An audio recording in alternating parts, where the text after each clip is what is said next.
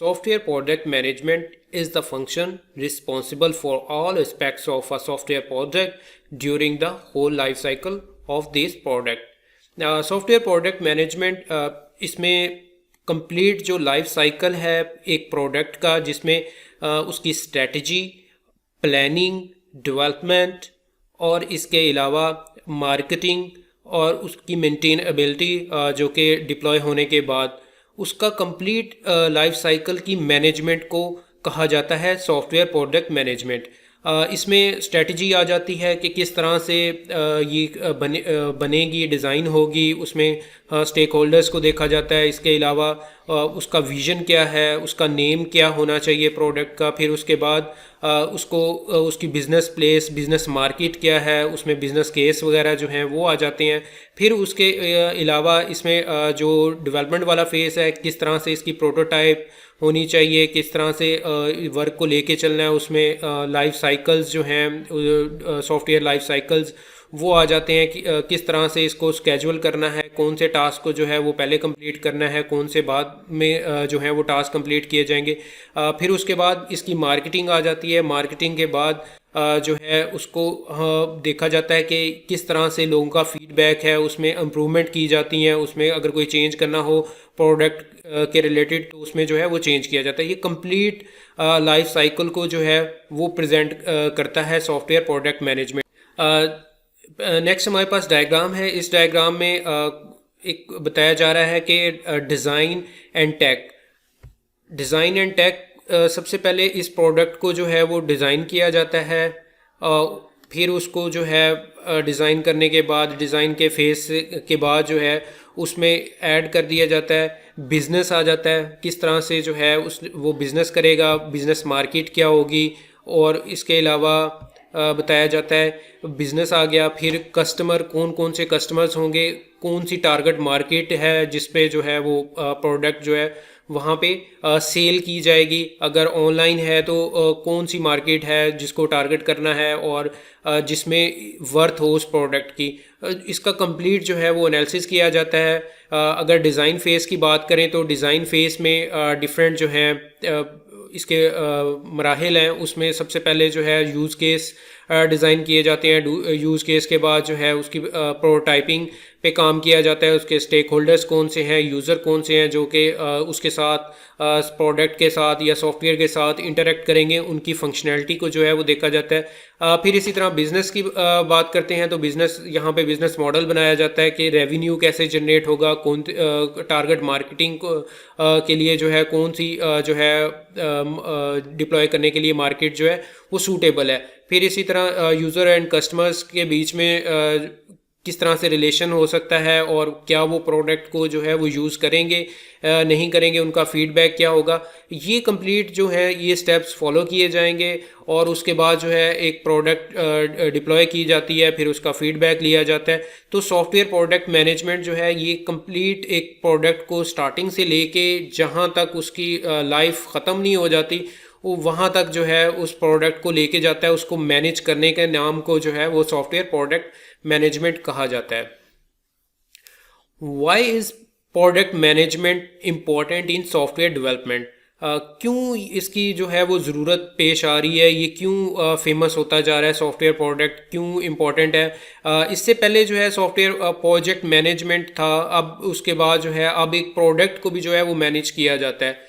तो इसकी एग्जांपल इस तरह से है कि हम इमेजिन करते हैं कि हर प्रोडक्ट जो है वो एक ट्री की तरह है। जैसे ट्री होता है, ट्री में एक जंगल है, जंगल में मुख्तलिफ ट्रीज़ होते हैं और उसमें कुछ जो है ट्रीज़ स्मॉलर होते हैं, कुछ जो है लार्ज होते हैं, कुछ फल दे रहे होते हैं, कुछ जो है उनमें छोटे बड़े होते हैं और कुछ जो हैं वो बहुत ज़्यादा बूढ़े हो चुके होते हैं और उनकी लाइफ जो है वो ख़त्म होने के बराबर होती है। सेम इसी तरह प्रोडक्ट भी जो है इसी तरह एक सॉफ्टवेयर कंपनी है या सॉफ्टवेयर हाउस है, उसकी भी लाइफ होती है। उसमें मल्टीपल जो है एक सॉफ्टवेयर हाउस में मल्टीपल प्रोजेक्ट चल रहे होते हैं और उनमें जो है मल्टीपल मुख्तलिफ प्रोडक्ट्स होती हैं और उनके डिफरेंट वर्जन्स होते हैं। फॉर एग्जांपल कोई एक जो है वेबसाइट है, उसका फर्स्ट वर्जन लॉन्च हो गया बीटा, फिर उसके बाद अल्फ़ा आ जाता है, फिर इसी तरह 0.1 1.0, फिर इसी तरह 2.0,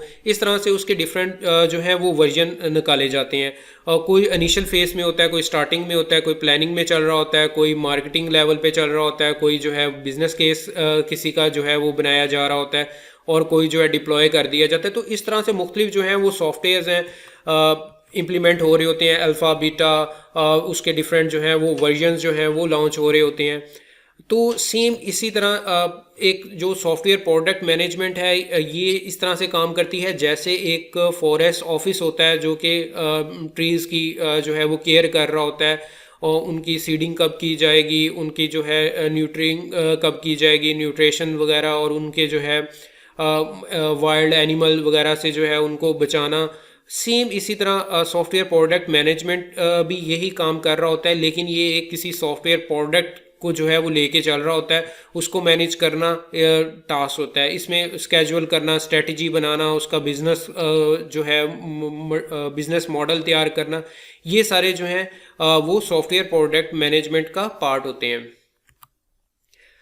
software product management life cycle की बात करें तो इसमें 5 स्टेप्स जो हैं वो इन्वॉल्व होते हैं। सबसे पहले उसमें आ जाता है product strategy, product planning, development आ जाता है नंबर 3, और नंबर 4 पे अगर बात की जाए तो मार्केटिंग है, और नंबर 5 पे है सर्विसेज एंड स्पोर्ट्स।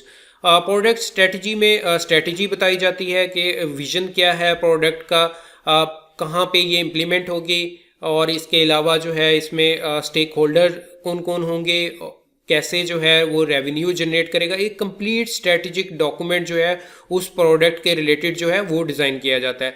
फिर उसके बाद प्रोडक्ट की प्लानिंग होती है, किस तरह से काम को ब्रेक डाउन करना है, किस तरह से काम को लेके चलना है, उसमें कंप्लीट उसका स्केजुअल और प्लानिंग, इसमें टीम डिसाइड की जाती हैं, प्रोडक्ट मैनेजर कौन होगा, टीम क्या होगी, उसके स्किल्स क्या होंगे, वो सारे यहाँ पे फेज़ 2 में डिफ़ाइन किए जाते हैं।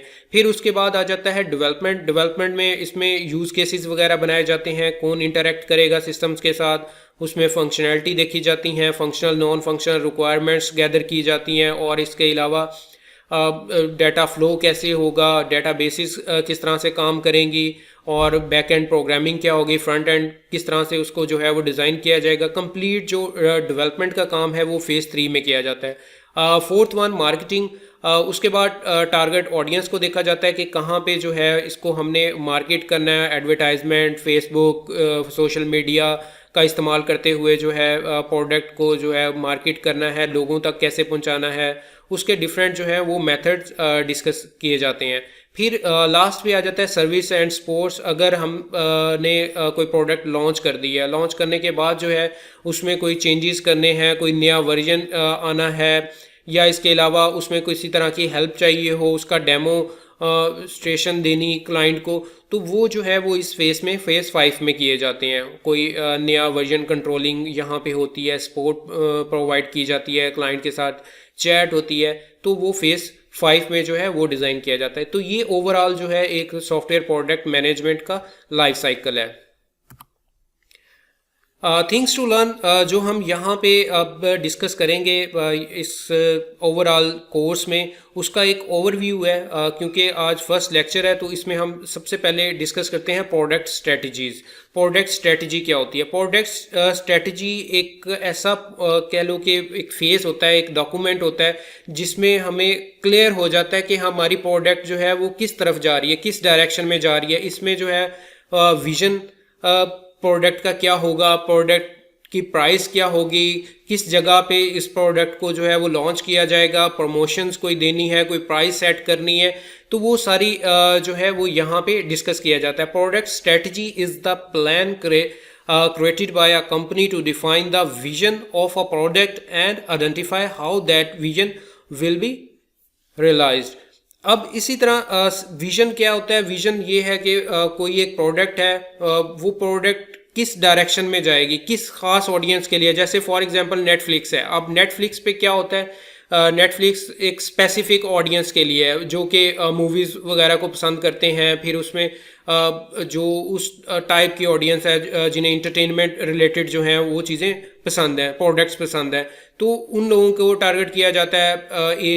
एज को देखा जाता है और किस एरिया, किस कंट्री में जो है ये फेमस है, वहाँ पे जो है इसकी एक्सेस पॉसिबल है, तो उसको जो है वो यहाँ पे डिसाइड किया जाता है।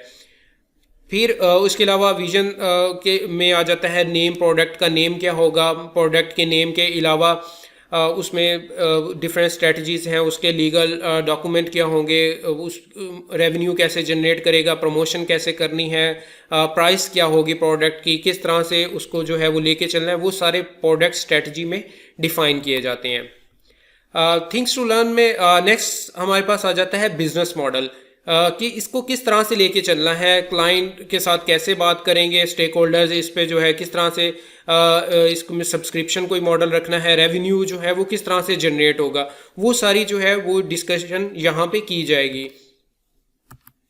उसमें इट डिफाइन द प्रोडक्ट और services the business plan to sell, its identify target market. अब इसमें ये देखा जाता है हमारी टारगेट ऑडियंस क्या होगी, मार्केट क्या होगी जहाँ पे ये प्रोडक्ट जो है लॉन्च करना है या बिजनेस जो है वो लॉन्च करना है।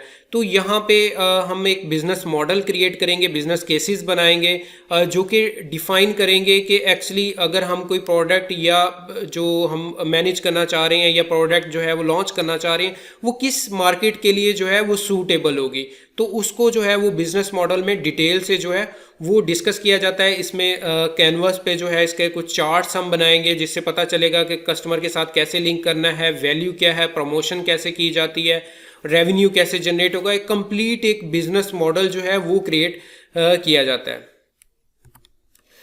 नेक्स्ट है रिक्वायरमेंट कैसे गैदर की जाती हैं। सॉफ्टवेयर स्पेसिफिकेशन की कुछ रिक्वायरमेंट्स होती हैं जिसमें फंक्शनल और नॉन फंक्शनल, ये जो फेस है ये डिज़ाइन के रिलेटेड है। यहाँ पे अब डिज़ाइन आ जाता है कि किस तरह से हमने उस प्रोडक्ट को डिज़ाइन करना है, उसके लिए रिक्वायरमेंट गैदर की जाती है, मीटिंग्स रखी जाती हैं, स्टेक होल्डर से जो है वो बात की जाती है। इसके अलावा अगर कोई रिसर्च बेस्ड है तो उसको जो है किसी ख़ास कम्युनिटी पे अप्लाई करके उसका कोई फीडबैक लिया जा सकता है और कोई रेटिंग्स वगैरह से डिसाइड किया जा सकता है। डिफरेंट फॉर्म्स बनाए जा सकते हैं, डिफरेंट मेथड्स हैं जो कि हम यहाँ पे अप्लाई करेंगे। वो किस तरह से अप्लाई करेंगे उसको हम डिटेल में इस कोर्स में जो है वो डिस्कस करेंगे। किस तरह से हम रिक्वायरमेंट गैदर कर सकते हैं अपने क्लाइंट से या किसी सोसाइटी से या जो है किसी ऑर्गेनाइजेशन से, किस तरह से रिक्वायरमेंट गैदर करके जो है उसको एक प्रोडक्ट के लिए जो है वो सूटेबल बनाया जा सकता है और उसको डेवलपमेंट फेस, डिज़ाइन फेस में जो है आगे फर्दर उस पर काम करवाया जा सकता है। सॉफ्टवेयर रिक्वायरमेंट जैसे कि मैंने बताया कि what is the system should do, system जो है वो क्या करेगा, किस तरह की सर्विसेज प्रोवाइड करेगा और उसमें कॉन्स्ट्रेंट क्या होंगे और ऑपरेशंस कौन कौन से परफॉर्म किए जाएंगे। इसके अलावा जो है उसमें किसी तरह का कोई चेक्स हैं लगाने हैं या किसी ख़ास ऑडियंस के लिए बनाया जा रहा है, वो सारी चीज़ें जो है यहाँ पे फंक्शनल नॉन फंक्शनल रिक्वायरमेंट जो कि सिस्टम के लिए ज़रूरी होती हैं और कुछ जो है वो परफॉर्मेंस पे डिपेंड कर रही होती हैं, वो यहाँ पे सॉफ्टवेयर रिक्वायरमेंट्स में डिटेल से जो है वो डिस्कस किया जाएगा। नेक्स्ट आ जाता है यूएक्स डिज़ाइन और प्रोटोटाइपिंग। उसके बाद क्योंकि इसमें आ जाते हैं कुछ यूज़ केस वगैरह डिस्कस किए जाएंगे कि कौन कौन से स्टेक होल्डर्स हैं और वो किस तरह से कम्युनिकेशन कर रहे होंगे एक दूसरे के साथ। फिर उसका डिज़ाइन क्या होगा, इनिशियल स्केच बनाया जाएगा, उसके लिए हम विजुअल पैराडाइम और प्रोटोटाइपिंग के लिए फिग्मा जो है वो इस्तेमाल करेंगे।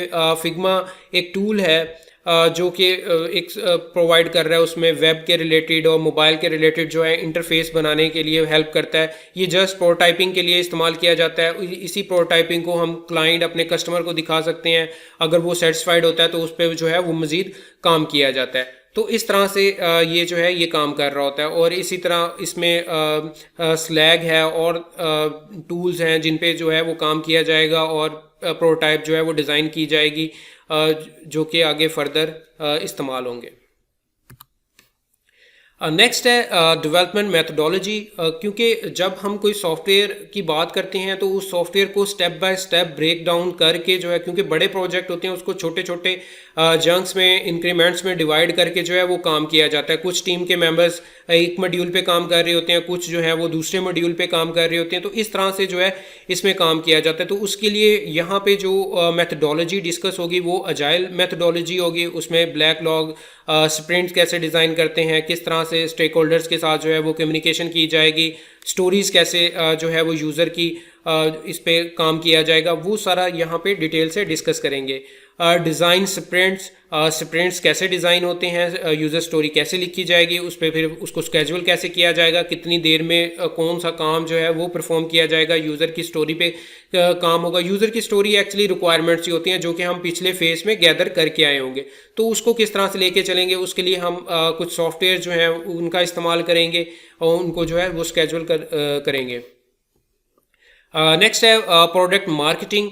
मार्केटिंग बहुत इंपॉर्टेंट है। अगर हम कोई प्रोडक्ट बना रहे हैं किसी खास स्पेसिफिक क्लाइंट के लिए नहीं है, तो उसकी जो है वो मार्केटिंग भी की जाती है ताकि उस जो प्रोडक्ट है उस तक लोग की रसाई हो और उस तक वो पहुंच सकें। उसके लिए सोशल मीडिया का इस्तेमाल किया जाता है, टीवी चैनल्स पे ऐड चलाए जाते हैं, और इसके अलावा और बहुत से मेथड्स हैं जिनका जो है इस्तेमाल किया जाएगा। उसको हम यहाँ पे डिटेल से डिस्कस करेंगे कि किस तरह अपनी प्रोडक्ट की मार्केटिंग कर सकते हैं। उसके बाद जो हमारे पास फेस आ जाता है वो है प्रोडक्ट लॉन्च, कि कैसे जो है वो प्रोडक्ट को लॉन्च करना है। जब डिप्लॉय बन की डिज़ाइन होगी, फिर उसके बाद डिप्लॉय का फेस आता है कि डिप्लॉय करना है, उसके लिए डोमेन है, अगर कोई वेब रिलेटेड है तो डोमेन वगैरह चाहिए और सर्वर की होस्टिंग चाहिए, डेटाबेसेस वगैरह जो हैं वो रिक्वायर्ड होती हैं, तो उनको जो है यहाँ पे डिस्कस किया जाएगा। फिर लास्ट पे इसमें जो सबसे लास्ट पॉइंट होता है कि किस तरह से ये काम करेगा सॉफ्टवेयर जो डिज़ाइन हो गया, उसकी ट्रेनिंग करवाई जाती है। डिफरेंट एम्प्लॉय जिन्होंने यूज़ करना है या क्लाइंट है जिन्होंने इस्तेमाल करना है, उनकी ट्रेनिंग और डेमोन्स्ट्रेशन जो है उनका करवाया जाता है। इसमें मुख्तलिफ टूल्स पे काम किया जाएगा। विजुअल पैराडाइम है, स्लैग है, फिग्मा, क्लिप अप है और जीरा। ये कुछ सॉफ्टवेयर्स हैं जो हमने यहाँ पे इस्तेमाल करने हैं और इनको जो है वो इस्तेमाल करना सीखना है। विजुअल पैराडाइम प्रोटाइपिंग और उसके लिए यूज़ केसेस वगैरह के लिए यूज़ की जाती है। जो हमें डिज़ाइन में डिफरेंट डायग्राम्स रिक्वायर्ड होंगी उसके लिए विजुअल पैराडाइम होगा। स्लैग यूज़ किया जाता है फिग्मा प्रोटाइपिंग के लिए। इसी तरह क्लिप अप है और जीरा है, ये यूज़ किया जाता है प्रोडक्ट को मैनेज करने के लिए। उसमें ब्रेक डाउन्स किया जाता है वर्क को और किस तरह से उसको काम को लेके चलना है, कितने टाइम स्केजुलिंग वगैरह के लिए जो है वो इस्तेमाल होगा। नेक्स्ट है रियल वर्ल्ड एप्लीकेशंस की बात की जाए, कहाँ पे सॉफ्टवेयर प्रोडक्ट का जो है वो इस्तेमाल हो रहा है। जितनी भी बड़ी प्रोडक्ट हैं जो कि चलती आ रही हैं, जिनमें मार्केट को जिनकी ज़रूरत है, उसमें क्या किया जाता है, चेंज आते रहते हैं, वर्जन्स कंट्रोल होते रहते हैं। उसमें अगर सबसे बड़े सॉफ्टवेयर्स की बात करें, फेसबुक है जिसमें आप अक्सर देखते होंगे कि उसमें जो है वो एक दफ़ा बना के नहीं छोड़ दी, उसमें क्या हुआ है, चेंजेस होते रहे हैं, चेंजेस आ रहे हैं। जब चेंजेस आ रहे होते हैं तो फिर यही होता है कि उसमें कुछ ना कुछ नए फीचर्स, उसके नए वर्जन जो हैं वो बन रहे हैं, उसमें नया कोड ऐड हो रहा है, उसमें कोई नए डिज़ाइनिंग, कोई नई रिक्वायरमेंट जो है वो आ रही हैं। फिर इसी तरह अमेज़ॉन है, ट्विटर है, अलीबाबा एक्सप्रेस हैं, ये सारी एग्जांपल्स जो हैं ये सॉफ्टवेयर प्रोडक्ट की हैं, जो जहाँ पे ये एक बड़ी प्रोडक्ट्स हैं जिनको जो है वो एक कंप्लीट बैक एंड पे मैनेजर है, प्रोडक्ट मैनेजर है, और इसी तरह जो है फ्रेमवर्क के थ्रू उसको स्केजुअल किया जा रहा है और उस पर जो है वो काम किया जा रहा है। इस तरह से और बहुत सारी एग्जांपल्स हैं जिसमें प्रोडक्ट मैनेजमेंट जो है वो यूज़ हो रही है। सॉफ्टवेयर मैनेजमेंट टूल्स, जैसा कि मैंने प्रीवियस स्लाइड में भी डिस्कस किया था, क्लिप अप है, जीरा है और स्लैग है। ये 3 टूल हैं जो कि प्रोडक्ट मैनेजमेंट सॉफ्टवेयर को मैनेज करने के लिए, एक हमारी प्रोडक्ट को मैनेज करने के लिए जो है वो हम इस्तेमाल करें।